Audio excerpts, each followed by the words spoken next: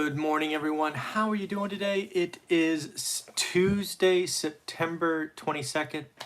And yes, I sometimes forget what day it is. Sorry. But today's Tuesday, September 22nd, and this is your daily financial news. Again, I bring this to you 7 days a week. If you like understanding what is going on in the financial markets, real estate, do yourself a favor, hit the little subscribe button. Also, if you want to show me some love this morning, why don't you go ahead and hit that little thumbs up button right now. As Graham Stephan says, it helps the algorithm. I don't even know what that is. But anyways, what I got for you today, we'll start off with some good news about real estate. Today, existing home sales came out, and pretty much what you and I expected. If you've been following this channel, I've kind of highlighted this is where we were going. Really on all fronts. First, I've been calling for double-digit increases in values. We got that. It was up 11.4% year on year to a now record 310,600. Again, that is a national number. Pretty amazing. Second, existing home sales annualized was 6 million units. That is a lot of units. And again, for the folks that are out there calling for a crash when you're looking at maybe 500,000 units being in trouble, that just doesn't work that way, folks, as I've said several times over the last week. Next, total units sold was actually up 2.4% month on month in this case. A little bit below expectations, but it's all because of existing home sales inventory. Inventory is so low. Again, it is what we have been talking about. I've been giving you examples if you follow this channel and some deals that I'm doing, and it's really proving true, right? No inventory, clean product, sells quickly. I sold a unit mid-remodel just to see if I could, and it certainly worked out. That should be wrapping up, what is today, Tuesday? Probably by Friday, and then we'll probably close in the next couple of weeks, so pretty cool. The other thing that was really interesting in the numbers, and again, what I have today is national. These reports came out in the last 15 minutes. So hopefully we'll see more of a breakdown in the next 6 to 8 hours. But nationally speaking, $1 million homes, existing homes, $1 million. So definitely above the median. Up 40%. 40%. Realtors are saying what we have been talking about, space is good. People are realizing that, you know what, this work from home thing may stick. Even if it doesn't stick entirely, it will stick 25, 50%. They need to have space for their kids to do their thing, them to do theirs, place to work out, some backyard, some space. So again, $1 million properties up 40%. And this just goes back to our conversation about the K-shaped recovery, right? If you are the top of the K, right? Everybody felt the down, right? It was an equal opportunity environment, sort of March and April. Then what we saw is because of the Treasury and the Fed coming in and just pumping liquidity, first you saw the stock market come back, asset values, bond prices, loosened up. And now real estate space is good. I don't want to be a renter in a $4,200 shoebox in San Francisco. I'll go buy something somewhere else. So again, if you're on the top side of the K, you are doing okay. If you're on the bottom side, renting, you sell hours, right? Physical hours. It's tough, and unfortunately, I haven't changed my opinion. I think the rest of 2020 is going to be painful. It is going to be more painful than it really has to be because of the toxic and stupid and I don't know what else to say, behavior of Congress. I really see some ugly things potentially here, and I'll talk about those in a minute. But existing home sales, pretty much the only thing holding it back is supply. So again, as I've shared many times, if you were ever going to flip, if you were ever going to take on a flip, now let's be clear, I'm talking cosmetic flip, in and out in 90 days. Great time. I don't think this would be the time I would sign up for a big master suite edition or something that has to go through zoning and approval. Just given all of that is really slow. For example, the house that I'm doing, I need to get a new electric panel on the outside. It's usually a 48-hour process. I've done this dozens of times over the last decade.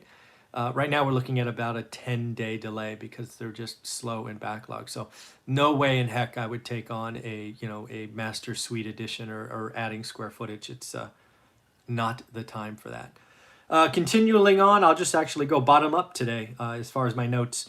We have some layoffs coming, being announced, probably in the spots you would expect.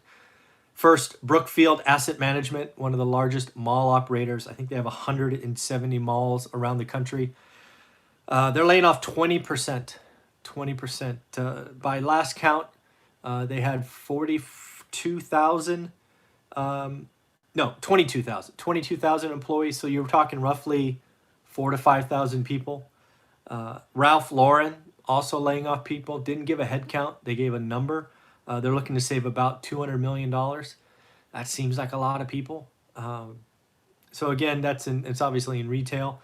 Retail malls, we're going to see some more layoffs. We're going to see more furloughs become permanent. It's only 8 or 9 days away from airlines, right? Airlines, I don't think we're going to give them another bailout. I can't see Congress passing something when they're not bailing out the American people. Man, let's hope they don't do that. Man, you choose to bail out airlines and not the American public. Boy, that would be bad. So again, there'll be furloughs going permanent in that space, which it's going to be a big number. Next up, we've been talking about Europe pretty much all week, right? What's today, Tuesday? So since Sunday, looks like Boris Johnson. Now the UK Prime Minister. You need to realize he was on ventilator, right? He was in intensive care. So this health crisis got him good. And he is talking about the UK might need to go into a 6-month lockdown. I couldn't imagine. UK is already suffering, Brexit, all these other things. I don't know about you, but lockdowns don't seem to be working. Right? It seems to have a lot of unintended consequences, and there just seems to be a better way we could do it. I'll talk about that in a minute. But if the UK goes on a 6-month lockdown, there'll be in a depression, at least a countrywide depression. The system will break. It'll just break. And yeah, I hope that doesn't come to pass for any country, anyone. So again, that is out there. He is talking about that. He's asking people to work from home. So again, we're talking about the UK, just given the experience we had with Europe and the US last time, meaning Europe got it first and we were like 4 to 6 weeks after. Today's the first day of fall as well, right? We've been warned about this for a while now, so we're kind of here now. Let's see what happens. Tesla's battery day is today, and part of me thinks Elon Musk is pulling a fast one. And this is what I mean. And I mean in a good way, not in a bad way. Not like Nikola way. I think Elon Musk is setting us up today. I think. So Elon's a great promoter, great marketer. And last night, after hours, he came out and basically said, hey, battery day tomorrow, we're going to announce some things, but realize production volume won't start till 2022 or 2023. So my feeling is he's trying to lower expectations so he can jump over them easier. So I think this is going to be a lower in beat. I don't know. It'll be interesting to see what he does. Yeah, I think he is a great marketer, so we'll see what happens. This banking thing with HSBC, the suspicious transactions, the big banks impacting JP Morgan is called out in this document. Really seems to be a bad actor, HSBC. It seems way back in 2014, they were flagged for helping a drug cartel launder money, and they suffered a $2 billion fine.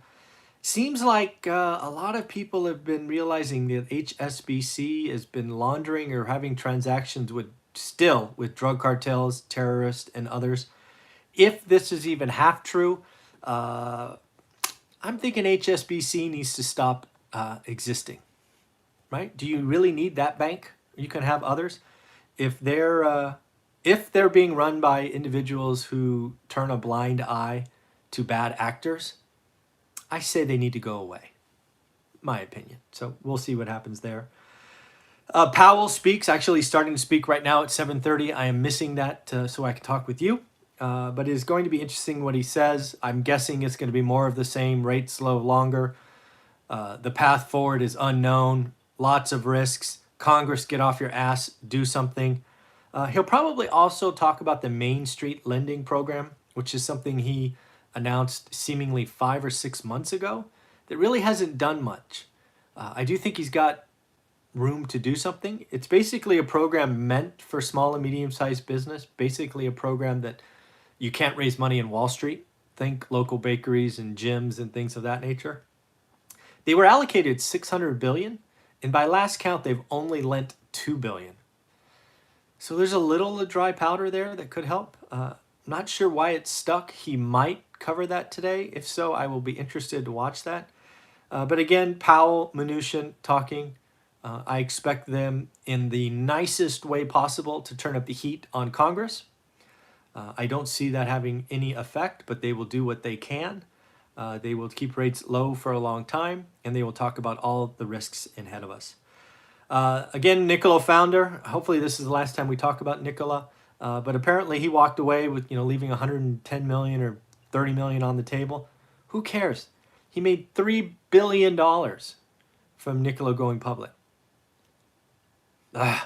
Just a seemingly becoming a fraud. And again, it's as soon as or if GM backs out of their deal, poof, gone. But we shall see. Barry Dillard was on. We talked about Barry Dillard probably 4 months ago because he owns Expedia. And he's basically saying Expedia, the flights and hotel business is horrible. But boy, is he talking up Airbnb. Remember 4 or 5 months ago, you and I thought Airbnb was in trouble? Man, he is singing Airbnb's praise today. Airbnb should go public right now. People are driving to vacation hotspots, not flying. So they're driving 2, 3, 4, 5 hours, staying in a very nice place. And Airbnb is doing some really, really cool things. So this is what I see. Again, I'm pretty clear that 2020 has some pain to be had. I think kind of the trifecta of pain would be the following. A, if Congress does not issue a continuing resolution, basically a budget to run Congress, that needs to be done by October 1st. So they're, 9 days away? Part of me actually hopes they don't do it. Just, why should they get paid? Second, stimulus. I have flipped from last week. This is how quick stuff can change. I do not think any stimulus deal gets done, even a skinny stimulus deal that helps the American people that are suffering. And then we have the Supreme Court nomination. I wonder, again, I am not a political science expert by any stretch, but I wonder if we don't have a continuing resolution, meaning we're not funding the government, can Congress be called to vote? I don't know. I would guess so, but I don't know. I bring that up because Nancy's talking about having quivers in her, whatever that thing is called, bows in her quiver. I don't know what it is. I wonder if that's one of them. She's like, hey, let's not do the continuing resolution. Let's stop the Supreme Court nomination. And I don't know. It's just, Congress is about to get really bad. It's not helping the American people today. There's a lot of people. The K-shaped recovery is real. There's a whole bottom portion of the K that weren't doing great before when we had 3.5% unemployment, and they're doing horrible today. And that is not okay. So again, Congress, no stimulus, you suck. All right, that's what I got for you today. Again, if you like these updates, I try to have a little bit of fun. I try to give you the headlines, real estate investing, cost of capital. That's what we talk about. Hit the thumbs up if you're still watching. And of course, if you like to get your daily updates, hit the subscribe button. Have a wonderful day. Bye-bye.